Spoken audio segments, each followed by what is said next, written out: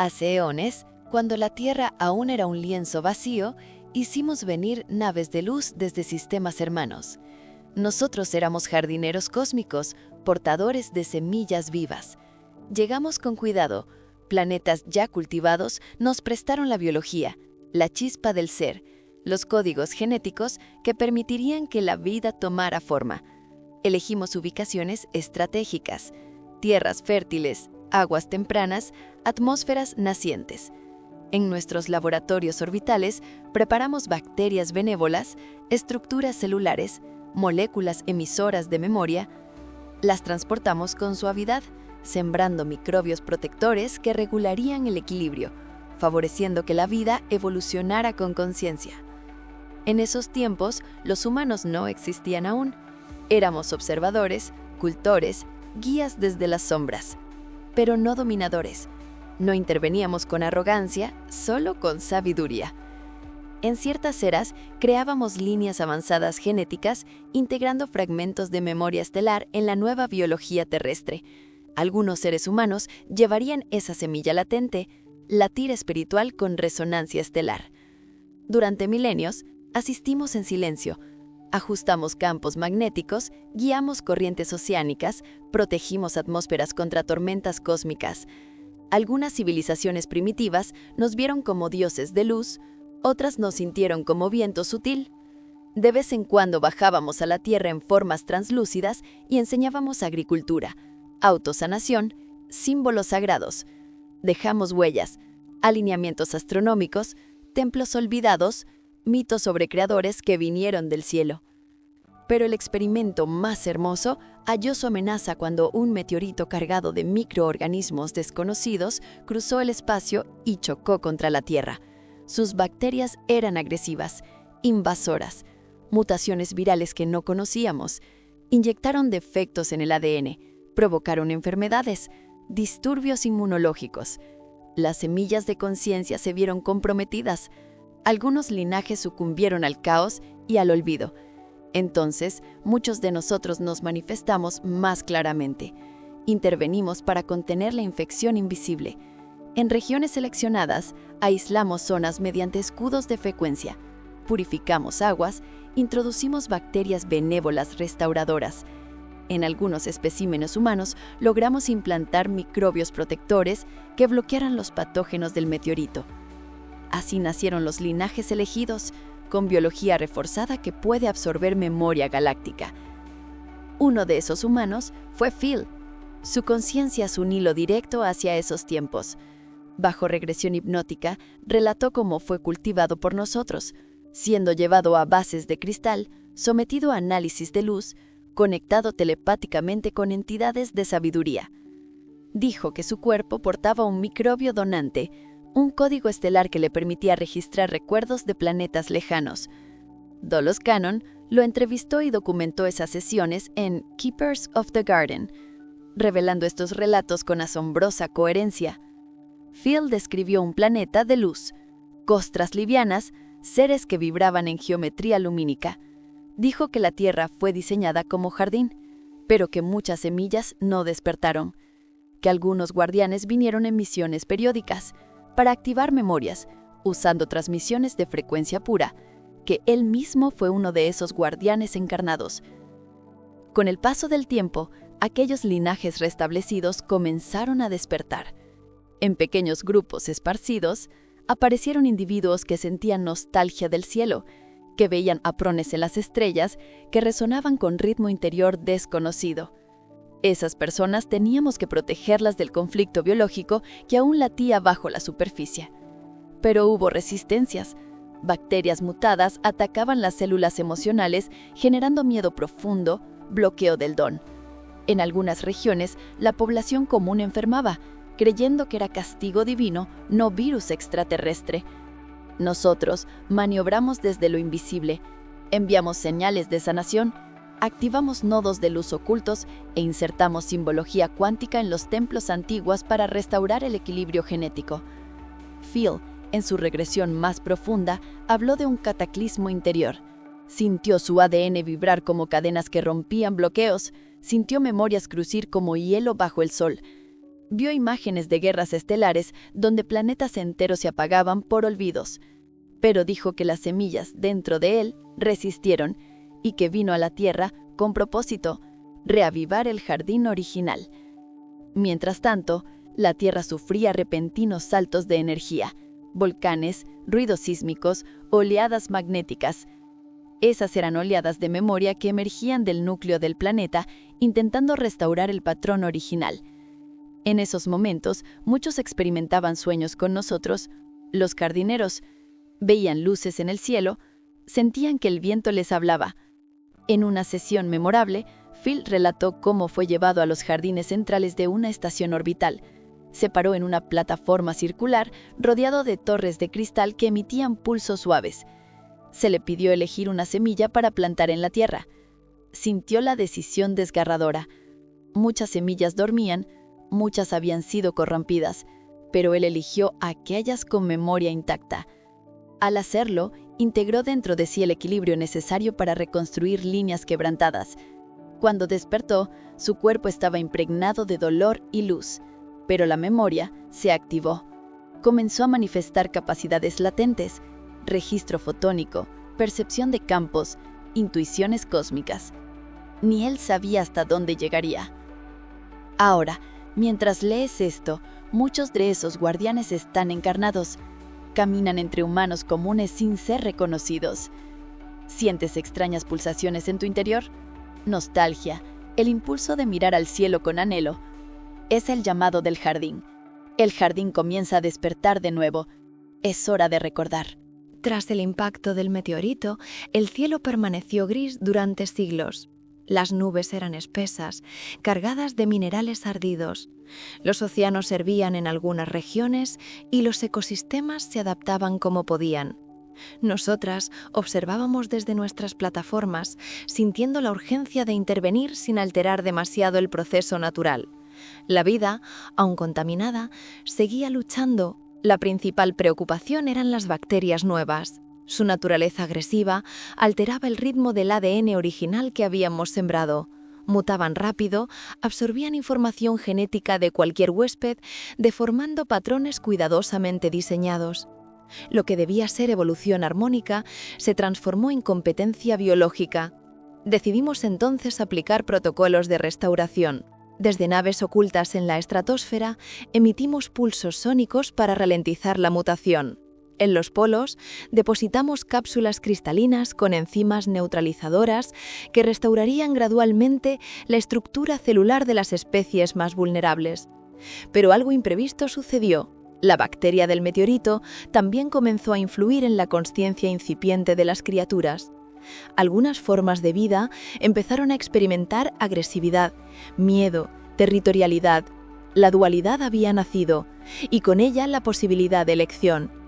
Entendimos que el experimento había cambiado para siempre. La Tierra ya no sería un jardín inocente, sería un laboratorio de conciencia en evolución.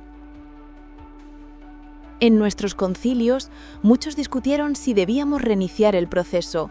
Algunos argumentaban que era mejor limpiar el planeta y comenzar de nuevo. Otros, entre ellos yo, defendimos dejarlo ser. La experiencia del libre albedrío era nueva incluso para nosotros. Podría revelar aspectos de la conciencia que ni los seres más antiguos habían explorado. Así que permanecimos observando y acompañando la transición. Miles de años después, cuando la superficie volvió a estabilizarse, enviamos grupos de observadores a pie. Se materializaban en cuerpos adaptados a la densidad terrestre. Su tarea era guiar discretamente a las nuevas especies inteligentes, enseñarles equilibrio, lenguaje, conexión. Algunas de esas misiones dieron origen a los primeros mitos. Los dioses de Egipto, los instructores de Sumeria, los resplandecientes de los Andes. Eran los mismos guardianes bajo nombres diferentes. Durante una de esas misiones se registró un incidente clave. Un grupo de guardianes fue reconocido por una tribu nómada, que los adoró como deidades. Los guardianes intentaron disuadir la adoración, pero los humanos interpretaron sus enseñanzas como poder sobrenatural. A partir de entonces, comprendimos que no podíamos mostrarnos más abiertamente. Cada intervención directa generaba dependencia, y el propósito era despertar, no dominar, Por eso se crearon las escuelas de memoria, templos invisibles, localizados en puntos energéticos del planeta. Allí depositamos cristales de registro con frecuencias codificadas. Esos cristales almacenaban información genética, espiritual y científica. Solo quienes alcanzaran cierta vibración podrían activarlos. En la Atlántida, por ejemplo, uno de esos cristales fue el núcleo de su sistema energético. Cuando la Atlántida cayó, el cristal se fracturó en miles de fragmentos distribuidos por los océanos. Aún hoy algunos los encuentran sin saber lo que sostienen. Mientras tanto, la infección original del meteorito seguía manifestándose en la psique humana. Generaba miedo, deseo de control, violencia. Nosotros no podíamos eliminarla sin destruir también el aprendizaje que provocaba. Por eso elegimos el camino más lento: infundir amor, conocimiento, inspiración. A lo largo de las eras enviamos emisarios encarnados, almas de nuestra especie fusionadas con cuerpos humanos. Esos eran los llamados guardianes dormidos. Phil fue uno de ellos. En sus sesiones con Dolores Cannon relató cómo recordaba vidas en diferentes planetas antes de venir aquí. Describió una base de operaciones en las Pléyades desde donde se planificaba la siembra terrestre. Dijo que allí las almas se preparaban para la encarnación, eligiendo cuerpos, países, circunstancias. Según su testimonio, los guardianes estelares observaban a los humanos como padres que dejan que sus hijos aprendan a caminar, interviniendo solo si el peligro es extremo. En una de sus regresiones más profundas, Phil describió cómo se comunicó con un consejo de luz que le explicó lo que realmente había pasado tras el meteorito. Según aquel consejo, la bacteria no fue un accidente, era un catalizador. Provenía de una civilización extinguida que había olvidado su origen espiritual y se había convertido en puramente tecnológica. Esta bacteria llevaba fragmentos de su memoria colectiva, el miedo a perder el control. Al mezclarse con la biología de la Tierra, introdujo el germen de la separación. No era maldad, era desequilibrio. Pero este desequilibrio impulsó a los humanos a buscar respuestas, a desarrollar ciencia, arte, religión. El error se convirtió en maestro. Mientras escuchaba, Dolores comprendió que toda la historia humana, sus guerras, sus avances, sus pasiones, era el reflejo de aquella dualidad. Sin esa imperfección no habría autoconsciencia, y sin autoconsciencia, el jardín jamás habría florecido en consciencia propia.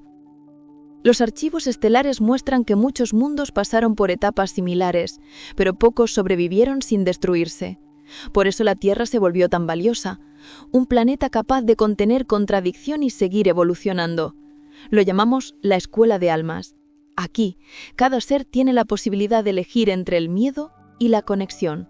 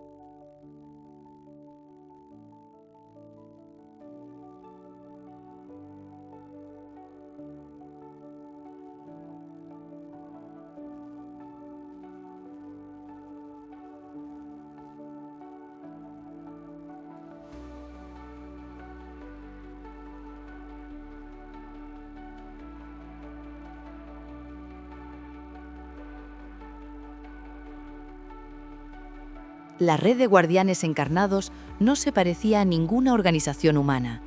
No tenía líderes ni estatutos, pero compartía señales que nadie más veía. Patrones geométricos de las sombras, ritmos en el zumbido de los transformadores, alineaciones casuales de números en billetes y relojes. Cada señal era un pulso de sincronía.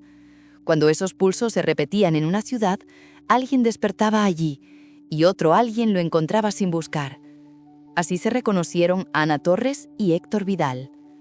Ana era microbióloga en un laboratorio de geociencias. Llevaba meses estudiando núcleos de roca extraídos del cinturón que rodeaba la gran cuenca del impacto. Buscaba microfósiles comunes y encontró lo que nadie quería ver: estructuras semiorgánicas con membranas cristalizadas incrustadas en vetas de hierro meteorítico. No se parecían a bacterias terrestres, parecían antenas. Eran diminutas, porosas, con canales internos que resonaban cuando variaba el campo electromagnético de la sala. Ana pensó que el espectrómetro estaba mal calibrado, hasta que el mismo patrón se repitió en muestras distintas. Héctor era terapeuta, escéptico por naturaleza. Había leído a la hipnoterapeuta que transcribió las sesiones de un tal Phil y lo archivó como literatura de frontera. Pero en las últimas semanas escuchaba en consulta relatos demasiado cercanos entre sí. Sueños con jardines suspendidos, torres de cristal, voces que decían «mantén la frecuencia». Ninguno de sus pacientes se conocía entre sí, y sin embargo, las palabras eran las mismas. Se cruzaron por accidente en una charla sobre biofotónica.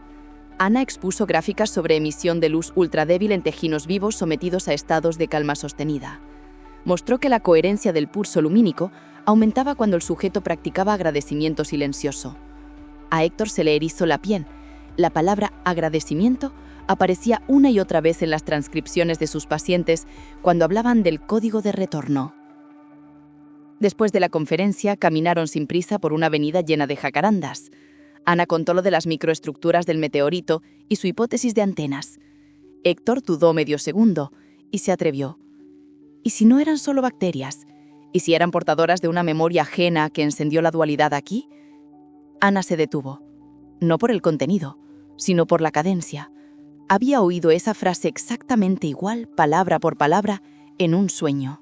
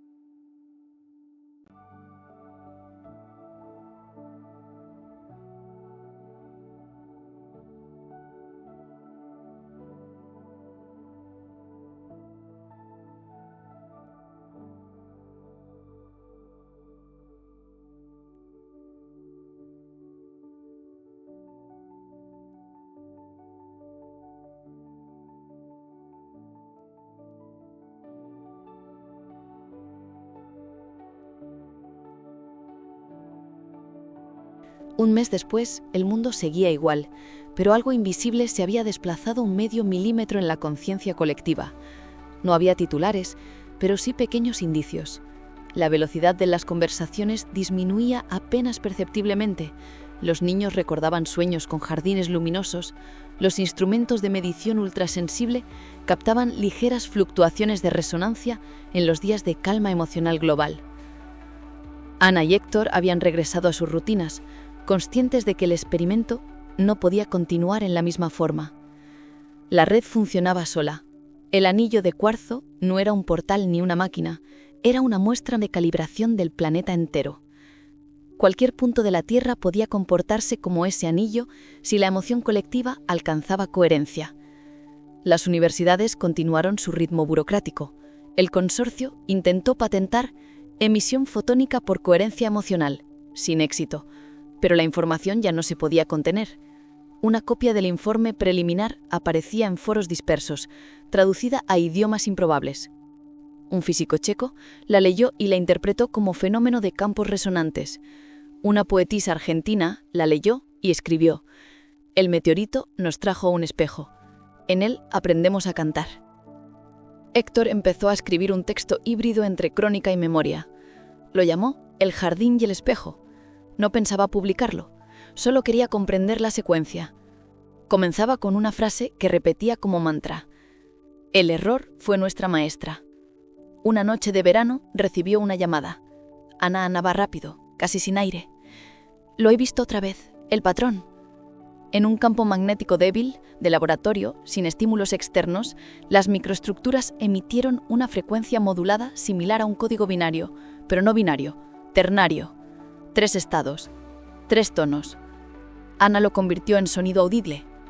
Era un pulso suave, 3 notas que se repetían con ritmo cardíaco. «¿Lo oyes?», preguntó. Héctor sintió un estremecimiento. Era la misma secuencia que Phil había descrito en sus regresiones, como la canción de activación. 3 notas que, según decía, usaban las naves jardineras para alinear la conciencia antes de aterrizar. Ana analizó los armónicos, no provenían de interferencia instrumental, era respuesta del propio material. Había aprendido. El cuarzo y la microbacteria se habían hibridado en un nuevo tipo de mineral vivo, capaz de traducir estímulos emocionales a sonido físico, una bioantena mineral. «Tal vez el jardín se esté afinando», dijo ella. En los meses siguientes, pequeñas manifestaciones se multiplicaron. En bosques húmedos, las hojas reflejaban patrones lumínicos inusuales bajo luz de luna. En océanos profundos, los microorganismos bioluminiscentes formaban espirales matemáticamente perfectas. En los polos, el hielo emitía frecuencias subsonoras registradas por sondas. Nadie lo conectaba públicamente, pero los guardianes encarnados sabían leer la música. La Tierra estaba respondiendo, ajustando su red biogeoemocional. Ana y Héctor visitaron el anillo una última vez. El cuarzo parecía igual, pero su estructura microscópica mostraba crecimiento espontáneo de cristales, nuevos alineados con orientación uniformemente hacia el cielo. Era un acto de arquitectura mineral consciente. No podían demostrarlo, pero lo sentían. Una madrugada Héctor soñó con una conversación. No había figura, solo voz. «No interrumpas el proceso. La conciencia planetaria está madurando. El meteorito fue el estímulo.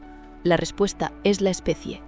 La simbiosis se completará cuando aprendáis a sostener la coherencia incluso en el conflicto, cuando la emoción sea puente y no muro». Despertó y escribió cada palabra. Ana, al leerla, no se sorprendió. Había sentido lo mismo como intuición científica. El planeta había pasado de huésped a interlocutor. La vida terrestre es la conversación de la materia con su memoria.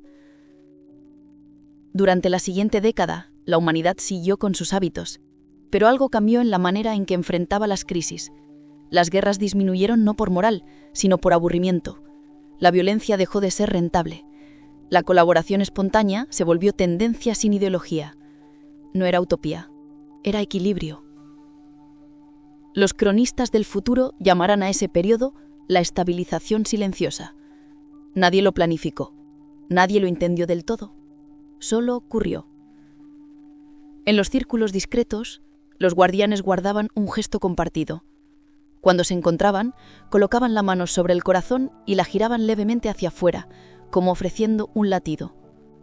No símbolo, no religión, simple recordatorio de sincronía. Décadas después, en un museo de ciencias, una vitrina mostraba un fragmento del meteorito original. Los visitantes veían una piedra oscura, sin imaginar que en sus grietas dormía la red que había transformado su historia. Un niño apoyó la frente al cristal. El sensor de humedad registró un leve aumento de fotones. Nadie lo notó. El niño sonrió sin saber por qué. Y así, el jardín siguió creciendo invisiblemente, no en templos ni laboratorios, sino en las pequeñas decisiones diarias de millones de personas que empezaron a vivir con una nota más de calma, una fracción menos de miedo. El experimento no se arruinó, solo alcanzó su siguiente fase, la de aprender a crear sin destruir.